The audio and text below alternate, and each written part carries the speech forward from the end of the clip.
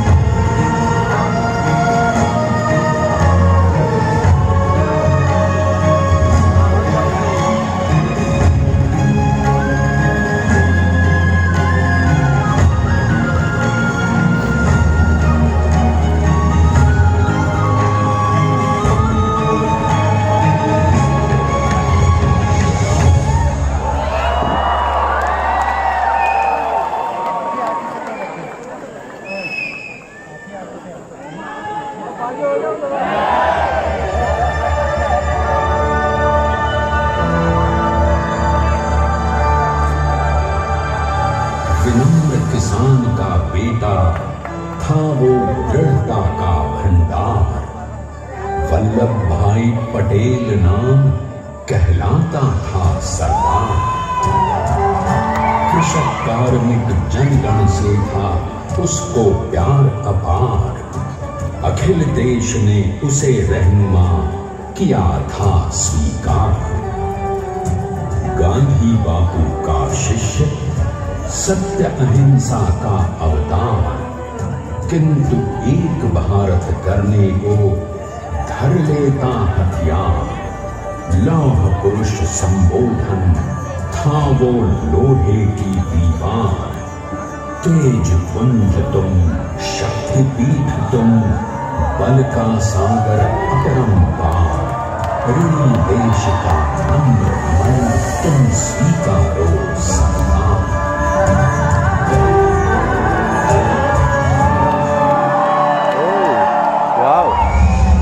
1857 में अंग्रेजों को ललकारने वाले पहले स्वतंत्रता संग्राम के एक सक्रिय सिपाही थे झवेर भाई पटेल।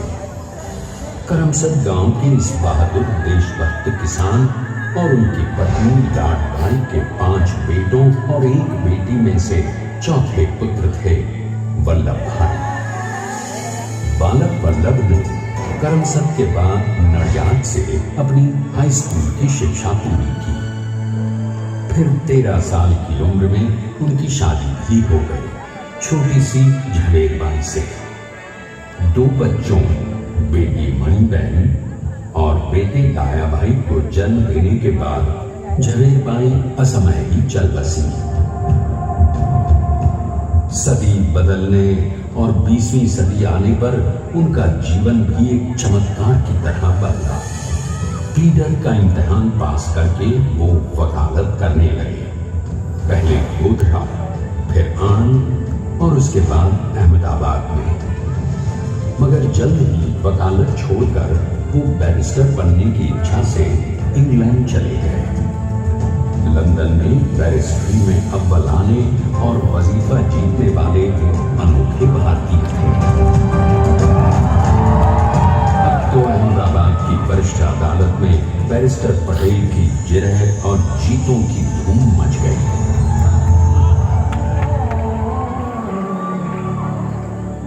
तभी एक युग पुरुष ने वल्लभ भाई के जीवन की धारा ही बदल दी। दक्षिण अफ्रीका में सत्याग्रह के अहिंसक अस्त्र से गोरे शासकों को सबक सिखाकर भारत वापस आए बैरिस्टर मोहनदास करमचंद गांधी से मिलकर वल्लभ भाई ने अपने कुछ वर्षों से सीखे विदेशी व्यवहार और संस्कार हमेशा के लिए त्याग दिए और अब वो अपने खेड़ा के किसानों को हक दिलाने के लिए बापू के साथ आंदोलन में कूद पड़े। अब उनके पैरों में जूते नहीं, गांवों की धूल थी। हृदय में भारत भूमि की शस्य श्यामला धरती। मन में थे गांधी और मस्तिष्क में एक नए स्वतंत्र भारत का सपना।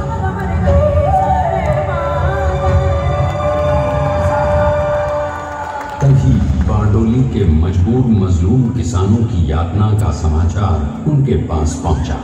तुरंत वल्लभ भाई वहां पहुंचे और यूं शुरू हुआ भारत का सबसे बड़ा और सफल किसान आंदोलन बारडोली। वल्लभ भाई ने बारडोली के 87,000 किसानों को ऐसा अटल अडिग अचल मनोबल दिया कि अंग्रेजी सरकार हिल गई और 1 बरस के बाद उनका लगान माफ कर दिया गया। अब तो पूरे देश में लोग वल्लभ भाई के नाम की कस्में खाने लगे। स्वयं महात्मा गांधी ने कहा, अब वल्लभ भाई मेरे शिष्य या साथी नहीं, सारे देश के सरदार हैं। और देश को मिल गया एक अनोखा असरदार सरदार।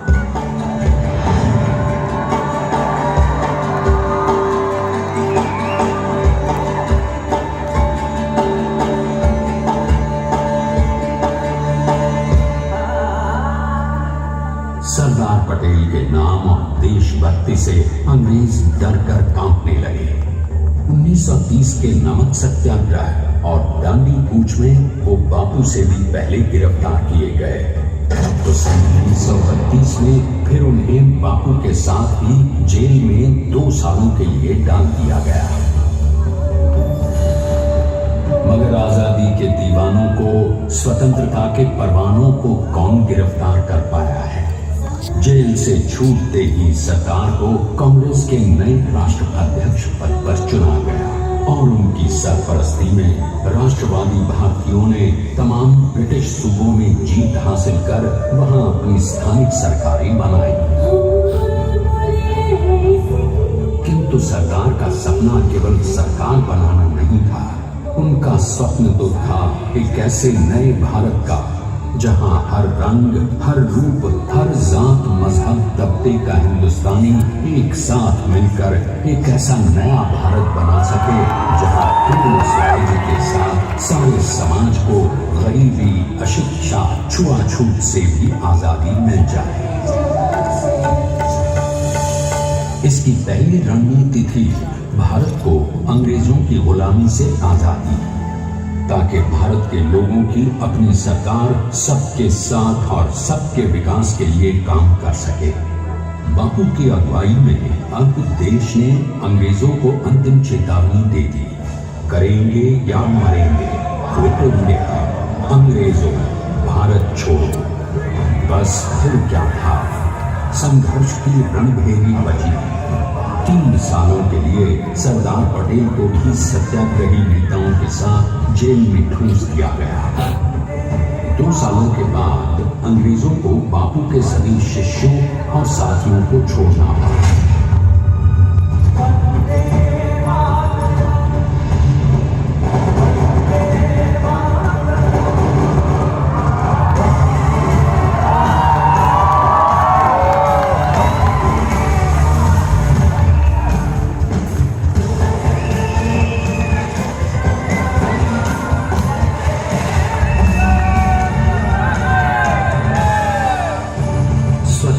के स्वप्न के सच होने के साथ अब सरदार पर कई एक नई जिम्मेदारियां थीं। आने वाली आजादी की तैयारी और एक नए भारत के लिए नए लोकतांत्रिक संविधान की संरचना। जैसा उनके साथी ने खुद कहा था, सरदार ने ही 6 हथौड़ी लेकर एक नए भारत को उकेरा है।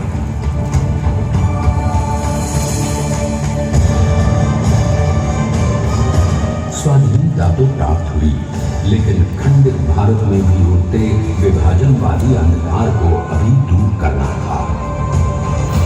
जब देश के खंड खंड होने का भय उत्पन्न होने लगा, तो सरकार ने निर्भय होकर खुद अपनी केंद्र सरकार और साथियों को भी चुनौती देता दी और जम्मू कश्मीर को बचाने के लिए सारे देश का आकाश वायुयानों से भर गया।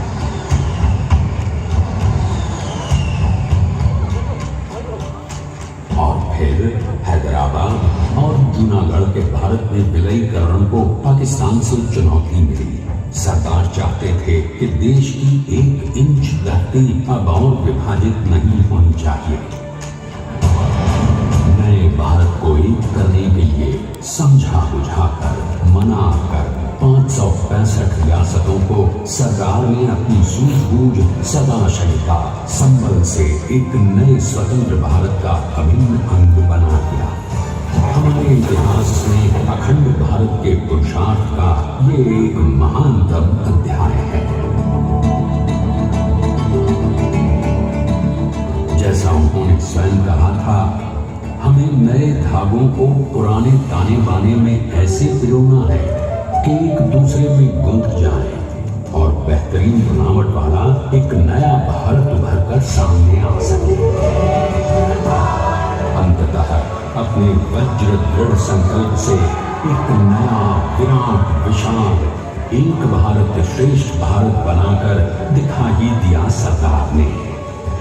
संसार के सबसे बड़े प्रजातंत्र के शिल्पी को प्रणाम करने के लिए देश ने बनाया है ये समर्थ स्मारक। स्वाधीन भारत को समर्थ भारत में बदलने वाले सरदार पटेल को समर्पित प्रेरणा तीर्थ भी है। प्रधानमंत्री श्री नरेंद्र मोदी के नेतृत्व में बनी विश्व की इस विशालतम प्रतिमा के सामने आकर सारी दुनिया जैसे स्वयं ही नतमस्तक हो जाती है।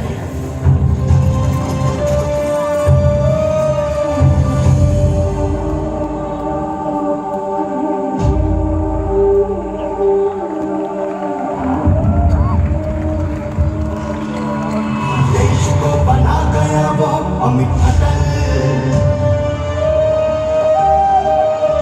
बना सका उसे न कोई शत्रु दल। चट्टान के समान सा पुरुष प्रबल, स्वदेश का सम्मान है, पटेल तो स्वदेश का सम्मान है, स्वदेश का सम्मान है, पटेल तो स्वदेश का सम्मान है।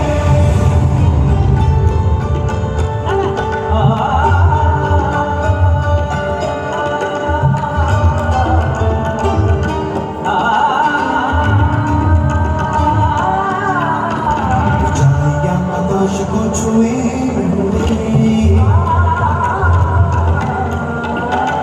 गहराइयां समुद्र के लिए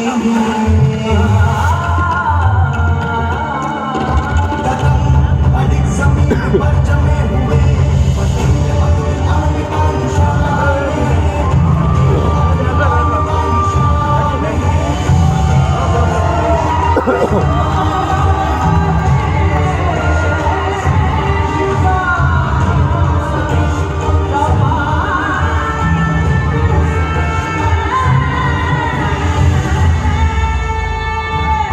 देखते हैं कि अपने लौह पुरुष को श्रद्धांजलि देती 182 मीटर ऊंची विश्व की सबसे विशालकाय प्रतिमा का निर्माण कैसे हुआ।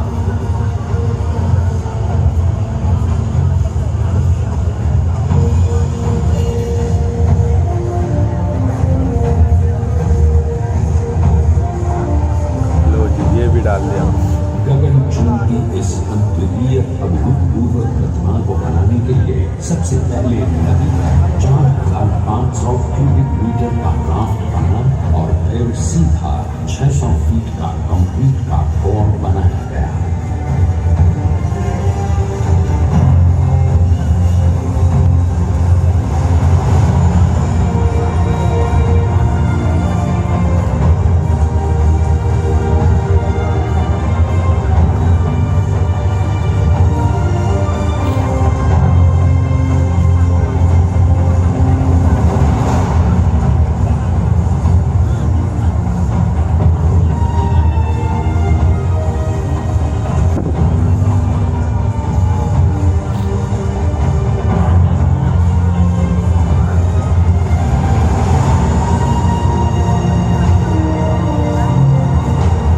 इस कंक्रीट कोर के साथ लगाया गया स्टील का फ्रेमवर्क।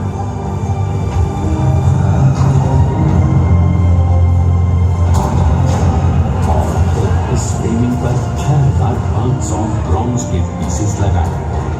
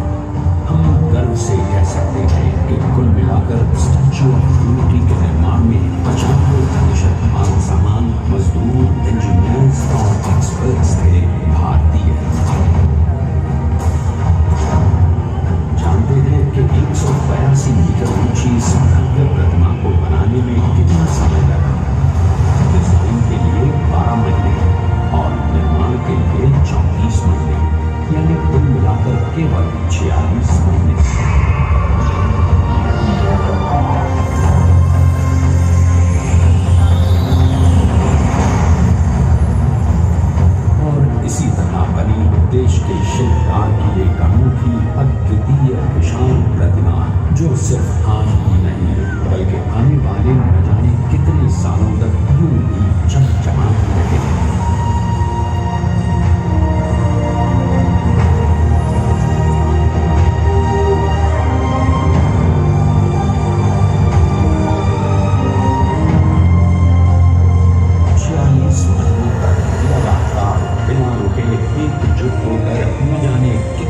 परिश्रम किया और उनका साथ दिया भारत की 125 करोड़ जनता। और तभी मुमकिन हो पाया एक ऐतिहासिक निर्माण जो आज कहलाता है भारत की नई पहचान। स्टैच्यू ऑफ यूनिटी, विश्व की सबसे ऊंची प्रतिमा।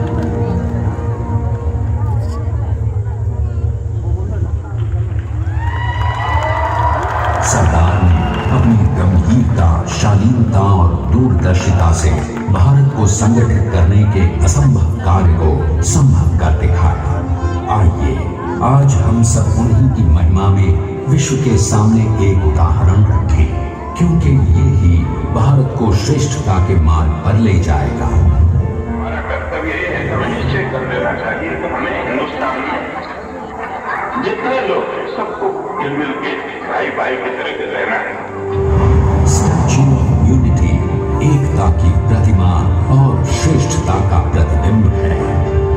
एक पहल है इस अखंड भारत को श्रेष्ठ भारत बनाने के सपने को पूरा करने के लिए। एक पुकार है हम सबको एकजुट होने के लिए। एक आंदोलन है भारत को सबसे आगे ले जाने के लिए, श्रेष्ठ बनाने के लिए। आपके योगदान और विश्वास से ही बनेगा एक भारत श्रेष्ठ भारत। एकता का संदेश है कि भाषा अनेक, बहुत ही आ गया। भाव एक, राज्य अनेक, राष्ट्र एक, पंथ अनेक, लक्ष्य एक, बोली अनेक, स्वर एक, रंग अनेक, तिरंगा एक, समाज अनेक, भारत एक, रिवाज अनेक, संस्कार एक, योजना अनेक, मकसद एक, कार्य अनेक, संकल्प एक, राह अनेक, मंजिल एक, पहनावा अनेक, सीमा एक, चेहरे अनेक, मुस्कान एक। ये एकता का संदेश लेकर के हम चले। और भाइयों बहनों, ये भारत की विशेषता है, विविधता में एकता। यही भारत की विशेषता है।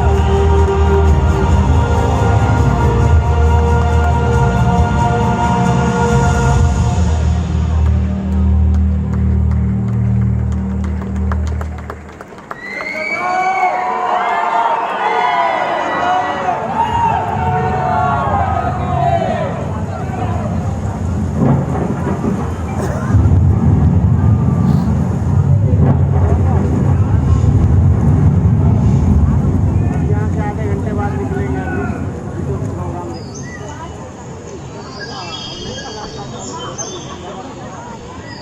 आऊँगा आपको वीडियो भेज दूँगा। सरदार वल्लभ भाई पटेल स्टार्ट